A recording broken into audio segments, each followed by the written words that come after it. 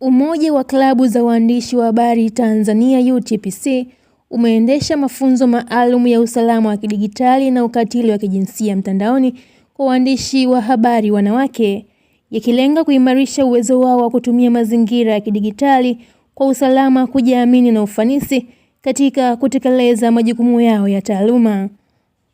Mafunzo hayo ya siku 4 yaliyoanza kufanyika Julai 6, 2026 mjini Morogoro yamewaleta pamoja waandishi wa habari wanawake kutoka klabu za waandishi wa habari mbalimbali nchini kwa lengo la kuwajengea changamoto zinazotokana na matumizi ya majukwaa ya mtandaoni katika kazi za uandishi wa habari. Akifungua mafunzo hayo, mkurugenzi wa UTPC Kenneth Simbaya amesema mafunzo hayo yanalenga kuwajengea uwezo waandishi wa habari nchini ili waweze kuhimili na kujilinda wanapokutana na changamoto katika mazingira ya kidigitali. Aidha,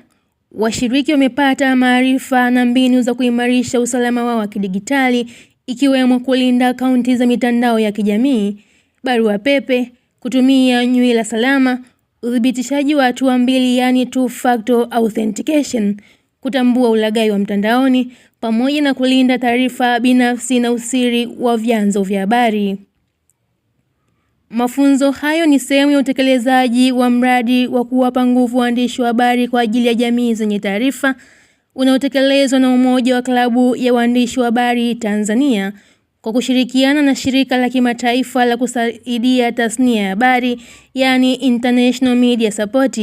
kwa lengo la kuimarisha uwezo wa waandishi wa habari na kukuza upatikanaji wa taarifa sahihi kwa jamii.